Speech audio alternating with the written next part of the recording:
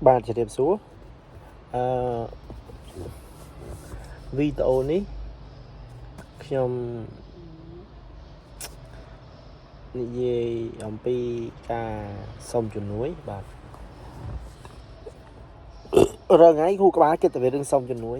ព្រោះគេសុំខ្ញុំច្រើនហើយខ្ញុំចាប់ផ្ដើមសុំសុបរោះជនដែរបាទក៏តែខ្ញុំសុំអត់បានទេខ្ញុំដូចសុំបានតែប្រហែលមួយខ្ញុំសុំបានតែ 2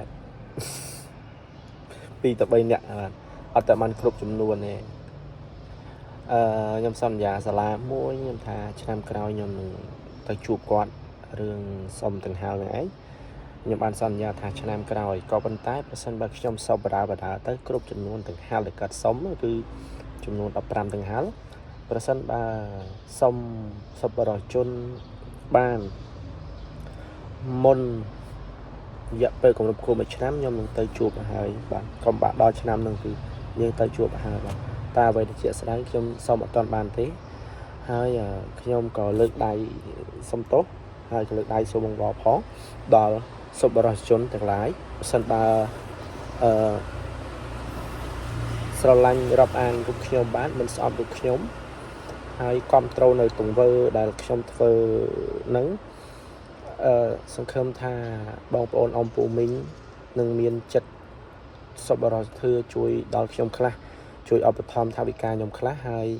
ខ្ញុំនឹងតម្លាក់ QR code និងលេខកងធនាគារនៅចុងវីដេអូបាទខ្ញុំនិយាយច្រើនទេគឺខ្ញុំមិននឹកស្មានថាខ្ញុំហ៊ាន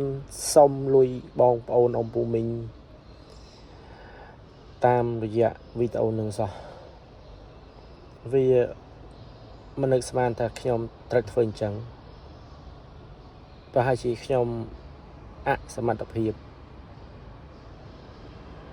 ក៏ថាបានតែនឹងធ្វើមិនណោះយើងអ្នកសុំគាត់អ្នករោតឹងអ្នកសុំស្រួលបាទ